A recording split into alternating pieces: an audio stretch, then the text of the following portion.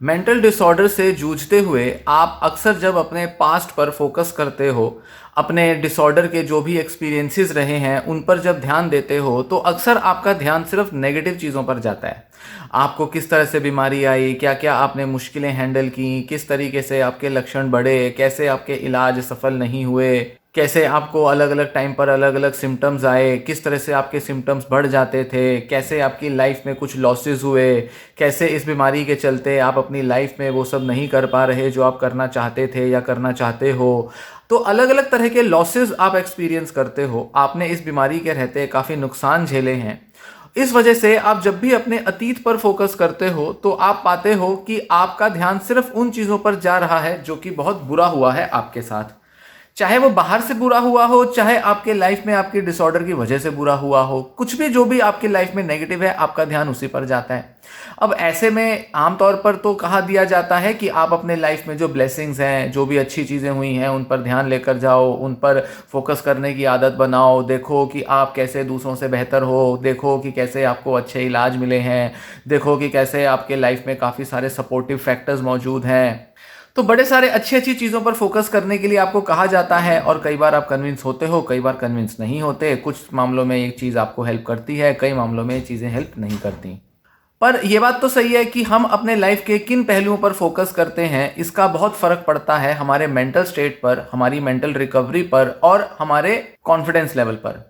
अगर आप अपनी रिकवरी के सारे बुरे फेजेस पर फोकस करोगे, सारे बुरे हालातों पर ही ध्यान ले जाओगे, तो आप पाओगे कि मेरी लाइफ तो बहुत ख़राब हुई है, मेरी लाइफ में सिर्फ नुकसान हुए हैं, बीमारी ने मुझे कहीं का नहीं छोड़ा, इतने सारे इलाज ले लिए, इलाजों के साइड इफ़ेक्ट्स आ गए, दवाइयों ने ठीक तरह से काम नहीं किया, न जाने कौन कौन सी शिकायतों से आप भर जाओगे। और इन शिकायतों में घिरे रहने की वजह से आप और भी ज़्यादा बुरा महसूस करोगे, और भी ज़्यादा सफ़र करता हुआ पाओगे।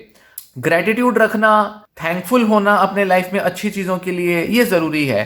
पर एक और बड़ा अहम पहलू होता है रिकवरी प्रोसेस का, जिस पर अक्सर बात नहीं की जाती या आपको बताया शायद नहीं जाता। ऑनलाइन तो शायद ही कभी बताया गया हो, पर अगर आप थेरेपी में भी हो तो कई बार इस चीज़ पर डॉक्टर का ध्यान नहीं जाता कि वो आपको बताएं। वो ये कि आपको अपने रिकवरी का, जो कि एक पॉजिटिव रिकवरी है, आप कैसे बेहतर हो रहे हो, उसका भी ट्रैक रखना ज़रूरी है। मतलब कि जिस समय से आपके लाइफ में ये बीमारी आई, ये जो भी मेंटल स्ट्रेस आए, और कैसे अब धीरे धीरे इलाजों की तरफ बढ़े, और कैसे हर इलाज के बाद, हर नए दवा या नए ट्रीटमेंट या जो भी आपने दूसरे इलाज भी लिए, उनके बाद कैसे आपकी लाइफ बेहतर हुई, इस पर ध्यान ले जाना बहुत ज़रूरी होता है। मेंटल हेल्थ की जो रिकवरी है वो कोई लीनियर प्रोसेस नहीं होता कि एक एक करके धीरे धीरे आपकी लाइफ जो है वो बेटर होती जाएगी। ना ही वो कोई ऐसी चीज़ है जिसमें कोई एकदम से बड़ा बदलाव आ रहा है। छोटे मोटे अच्छे बदलाव आते हैं, छोटे मोटे बुरे बदलाव भी आते हैं। तो एक जिग जैग सी, उबड़ खाबड़ सी आपकी रिकवरी की पूरी जर्नी रहती है। भले ही इस पूरी जर्नी का जो ट्रेंड है वो ऊपर की तरफ हो, पर ये हमेशा उबड़ खाबड़ रहती है, हमेशा इसमें अप्स एंड डाउन्स रहते हैं। जैसे कि स्टॉक मार्केट के अंदर आप देखोगे, एक स्टॉक का प्राइस पिछले 5 साल में दिखाई देगा कि वो ऊपर की तरफ गया है, पर अगर 2 महीने 4 महीने के पीछे का आप उसका हिस्ट्री देखोगे तो पता चलेगा कभी वो ऊपर गया, कभी वो बुरी तरह नीचे गिरा। तो उसमें लगेगा कि जैसे सब कुछ बुरा हुआ है, मार्केट तो बिल्कुल नीचे गिर गई है, पर अगर 5 साल 10 साल का रिकॉर्ड देखोगे तो पता चलेगा मार्केट तो सिर्फ अच्छी हुई है। उसी तरह से हमारी मेंटल रिकवरी भी उतार चढ़ावों से भरी रहती है। लंबे समय में तो हम देख सकते हैं कि हम इंप्रूव किए हैं, पर छोटे मोटे उतार चढ़ाव पर फोकस करेंगे तो वहां हताशा हाथ लग सकती है।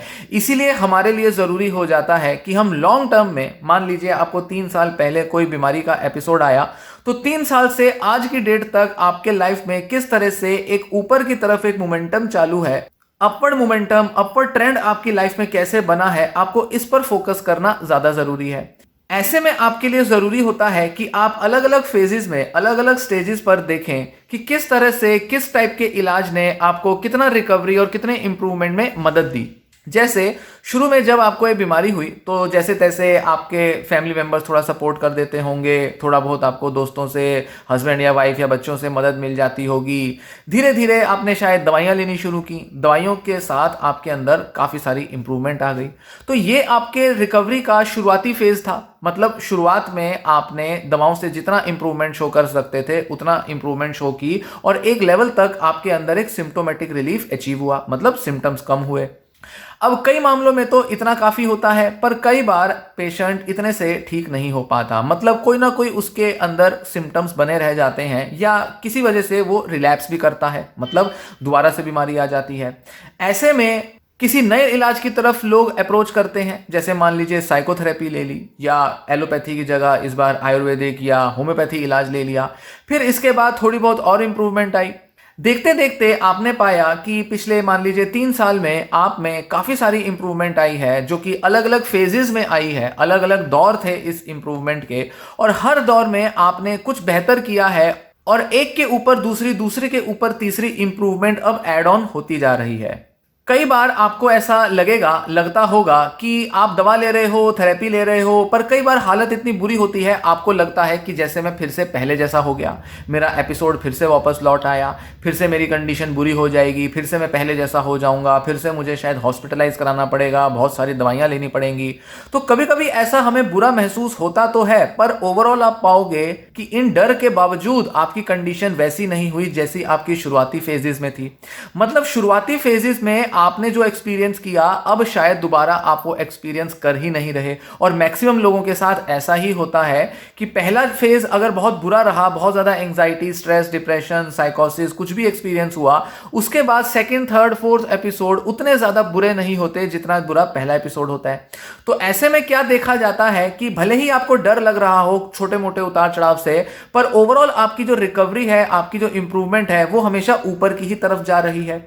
पहली बार जब आपको एपिसोड हुआ था तो आपके अंदर सुसाइडल थॉट्स थी, आपको लगता था कोई आपके साथ नहीं है, आप दूसरों को अपना दुश्मन समझते थे या दूसरों से बहुत ही अलग रहने की इच्छा होती थी। पर सेकंड एपिसोड में या थर्ड एपिसोड में आप पाओगे कि अब दूसरों के साथ आप ज़्यादा सपोर्टेड फील करते हो, दूसरों के साथ अच्छा लगाव हो चुका है। कई चीज़ें ऐसी हैं जो आप पहले एपिसोड में कर बैठे थे, इस बार नहीं किया। पहले आपने गुस्सा, मारपीट की थी, इस बार आप नहीं कर रहे। मतलब भले ही आपको डिप्रेशन हुआ, ओसीडी हुआ, पर पहले के मुकाबले उतनी बुरी हालत नहीं हुई जितनी कि एक समय में आपने देखी थी। तो थोड़े बहुत ही सही, किसी किसी लेवल पर ही सही, पर आपके लक्षणों में इंप्रूवमेंट तो है। फिर मान लीजिए आपने किसी टाइम पर काफ़ी सारा वर्क साइकोथेरेपी की मदद से किया, आपने थेरेपी ली, आपने वीडियोस देखी, आपने कोई ऑनलाइन कोर्स कर लिया थेरेपी का, आप किसी थेरेपिस्ट से मिले, उनके साथ भी आपने 10, 15, 20 सेशंस लिए, कुछ महीने तक आपने उन थेरेपी के सेशंस में काम किया, काफ़ी मेहनत की। फिर धीरे धीरे आपने अपने अंदर कुछ ऐसी इंप्रूवमेंट्स देखी जो आपने पाया कि दवाओं से ये इंप्रूवमेंट्स नहीं आ पाई थी, क्योंकि थेरेपी का जो प्रॉमिस है वो यही होता है कि या तो आपका रिलैप्स रोका जा सके या आपकी कुछ ऐसी कोपिंग और थिंकिंग स्किल्स को इम्प्रूव किया जा सके जिससे कि आप दोबारा से उस बीमारी की पकड़ में ना जाओ। या कई मामलों में थेरेपी बीमारी को दूर भगा सकती है बिना दवाओं के। तो कुछ लोग दवा लेने के बाद थेरेपी लेते हैं, तब वो अपने अंदर कुछ बची कुछ इंप्रूवमेंट शो करते हैं। कुछ लोग दवाओं के साथ थेरेपी लेते हैं, तो कुछ लोग बिना दवा के भी सिर्फ थेरेपी की मदद से अपने को ठीक कर पाते हैं। तो ऐसे में आपने पाया कि इस बार जो इंप्रूवमेंट थी वो पहले से और भी अच्छी थी। अब आप एक नई इंप्रूवमेंट के साथ आगे बढ़ रहे हो। तो आप क्या पाओगे कि आपके नेचर में, पर्सनैलिटी में या मेंटल स्टेट में जो भी बुरे एक्सपीरियंसेस हुए थे, उनकी जो रिकवरी है वो धीरे धीरे हुई है।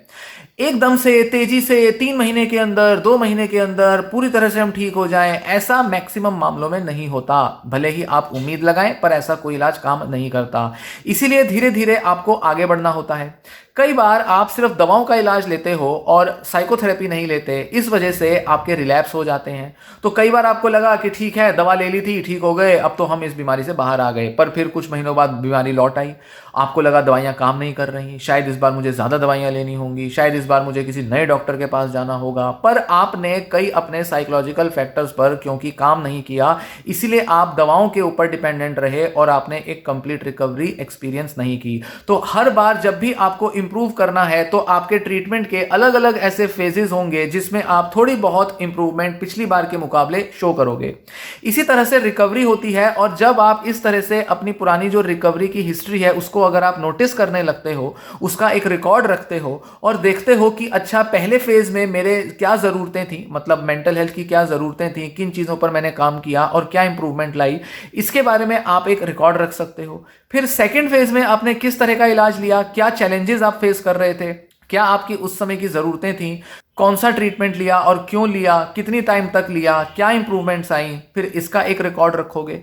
फिर इसके बाद जब एक तीसरा फेज आएगा किसी और एक नए तरह के इलाज का, उसकी इंप्रूवमेंट्स को भी आप नोटिस करोगे। तो आप क्या देख सकते हो कि अपने पिछले जो भी बीमारी से निकलने के, रिकवर होने के जो एक्सपीरियंसेस हैं, उनको अलग अलग फेजेस में अलग अलग टाइम पर उसका एक रिकॉर्ड रख सकते हो, उसको नोटिस करके उसको रिव्यू कर सकते हो, और आप पाओगे कि हर बार आप पहले के मुकाबले बेहतर ही हुए हो, पहले से आप ज्यादा इंप्रूव ही हुए हो।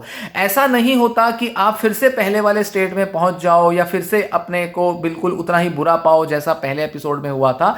मैक्सिमम मामलों में आप उतनी बुरी कंडीशन में नहीं पहुंचते। मतलब उम्मीदें भी अच्छी लगाई जा सकती हैं और पॉजिटिवली आगे बढ़ा जा सकता है, बावजूद इसके कि आप कुछ लक्षण एक्सपीरियंस कर रहे हो, बावजूद इसके कि आपकी लाइफ में हर चीज बेहतर नहीं हुई है। इसलिए आप थोड़ा बहुत हताश तो हो जाते हो, पर फिर भी क्योंकि आपका जो रिकवरी पाथ है वो एक लीनियर ना होकर बट एक जिगजैग मैनर में ही सही ऊपर की तरफ बढ़ रहा है, इसलिए आप अपने से एक अच्छा प्रॉमिस रख सकते हो और इस पॉजिटिविटी के साथ आगे बढ़ सकते हो कि आने वाले टाइम में भी ये जो ट्रेंड है ये ऊपर की दिशा में ही जाएगा। तो इसलिए अपने पास्ट में झांक कर देखें कि कौन कौन से आपके ट्रीटमेंट फेजेस रहे हैं और कौन से इंप्रूवमेंट फेजेस रहे हैं, क्या क्या आपने हर फेज में अचीव किया है। और इस फेज में आज जिस दौर में आप हो, अपनी रिकवरी के जिस पार्ट में आप हो, यहां आपके क्या चैलेंजेस हैं, यहां आप किन चीजों से जूझ रहे हो और अगले स्टेप पर आपको कहां पहुंचना है, इस बारे में भी आप पता कर सकते हो, ताकि आप अपनी रिकवरी को बहुत ही गोल ओरिएंटेड बना सको। सटीक तौर पर कुछ लक्ष्य रखकर आप अपने रिकवरी में आगे बढ़ो, ताकि आप एक अच्छी प्रोग्रेस अचीव कर पाओ। क्योंकि हर फेज की, हर स्टेज की अपनी कुछ जरूरतें थी, चैलेंजेस थे, इसी तरह इस फेज का, इस स्टेज का भी कुछ चैलेंज है, कुछ ऐसी चुनौतियां हैं जिनका आप सामना कर रहे हो सकता है कि पहली बार आपको रूटीन बनाने में, अपने को मोटिवेटेड रखने में स्ट्रगल होती थी, तो वही आपके चैलेंजेस थे। फिर सेकंड फेज में हो सकता है कि आपको सोशलाइज करने में ज़्यादा चैलेंजेस फेस करने पड़े, तो वो आपके टारगेट्स थे। थर्ड फेज में हो सकता है कि आपको अपने काम धंधे, जॉब, बिजनेस पर फोकस करना था, ये आपको चैलेंज पूरा करना था। आने वाले टाइम में हो सकता है शादी ब्याह करना हो, बच्चे करने हो या कोई और लाइफ में प्रोग्रेस लेनी हो, वो चैलेंजेस आपके सामने होंगे, उनको आप अचीव करोगे। तो धीरे धीरे जब आप नए नए चैलेंजेस और नए नए टारगेट्स रखते जाते हो, उस हिसाब से आप प्रेजेंट पर फोकस करते हो और पास्ट का जो भी डिसऑर्डर का बोझ आ रहा है उससे आप खुद को रिलीव कर लेते हो, मतलब मुक्त कर लेते हो। क्योंकि होता क्या है कि हम अपनी सोच, अपनी नेगेटिव थिंकिंग की वजह से पास्ट को हमेशा एक बोझ की तरह देखते हैं, बीमारी को एक बर्डन की तरह देखते हैं और ऐसा लगता है कि जैसे बीमारी से सिर्फ नुकसान हुए हैं, जबकि पूरी तरह से ये सच नहीं होता। बीमारी काफी हद तक आपकी कम हो जाती है, पर फिर भी आपकी सोच में आप ऐसा सोच सकते हो कि शायद मैं पूरी तरह से ठीक नहीं हुआ हूं। इसीलिए बहुत जरूरी है कि हम अपने रिकवरी के पॉजिटिव पॉइंट्स, पॉजिटिव पहलुओं पर ध्यान लेकर जाएं। इस तरह से अगर हम अपनी थिंकिंग को शेप करेंगे, एक ऐसा रूप देंगे, तो हम ज्यादा पॉजिटिव फील कर पाएंगे अपने पूरी रिकवरी प्रोसेस में और प्रेजेंट पर ज्यादा फोकस कर पाएंगे और फ्यूचर को लेकर भी होपफुल हो पाएंगे। क्योंकि जैसा आपका पास्ट से आज प्रेजेंट तक का पूरा दौर रहा है, अच्छा अगर रहा है बहुत, तो आपके चांस हाई हैं कि आप आगे भी बहुत अच्छी प्रोग्रेस करोगे जरूर। तो एक तरह की प्रिडिक्शन लगाई जा सकती है फ्यूचर को लेकर, एक उम्मीद बांधी जा सकती है कि जैसे पास्ट से प्रेजेंट तक इंप्रूवमेंट हुई है, ऐसे ही प्रेजेंट से फ्यूचर में भी बहुत अच्छी इंप्रूवमेंट संभव है, पॉसिबल है। तो बहुत जरूरी होता है कि हम अपने पास्ट के बोझ को कम करें या पास्ट का जो बोझ है उससे खुद को डिस्कनेक्ट करके देखें।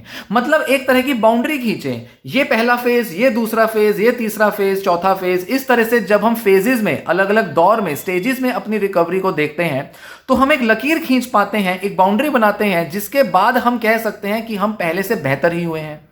आज भी आपने एक लकीर खींच रखी है और आज के बाद भी जहां आप जा रहे हो वहां भी आप पास्ट से एक लकीर खींच सकते हो और कह सकते हो कि ये सब चुनौतियां मैंने पास्ट में एक्सपीरियंस की, फ्यूचर में अब मैं ये सारी उम्मीदों के साथ आगे बढ़ रहा हूं।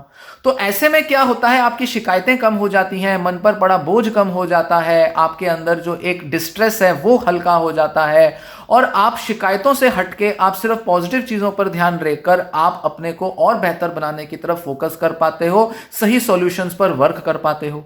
क्योंकि अगर प्रॉब्लम्स पर ही सोचेंगे, प्रॉब्लम्स के बोझ तले ही दबा हुआ महसूस करेंगे, तो कभी हम अपने को लेकर पॉजिटिव नहीं होंगे और हमेशा सिर्फ यही सोचेंगे कि बीमारी ने मेरा नुकसान किया, बीमारी ने मुझे बेकार कर दिया, मैं 4 लोगों को शक्ल दिखाने लायक नहीं रहा, मेरे अंदर कॉन्फिडेंस नहीं रहा। ये सारी शिकायतों से भरे रहोगे।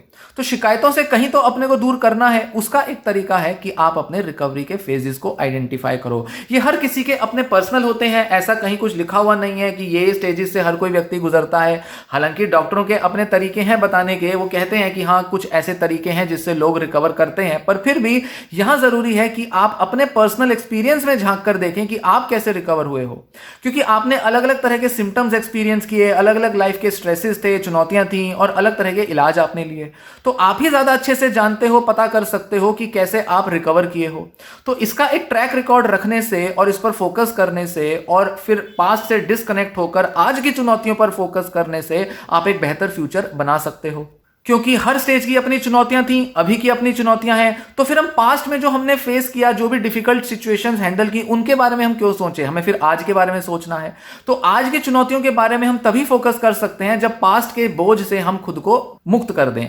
इसीलिए इस तरह से सोचना, इस तरह की अप्रोच रखना, अपने रिकवरी को इस तरह से देखना जरूरी है, और इस तरह से आप करोगे तो आप अपने को लेकर एक पॉजिटिव आउटलुक बनाओगे और अपनी फ्यूचर की रिकवरी को भी आसान और बेहतर बना पाओगे।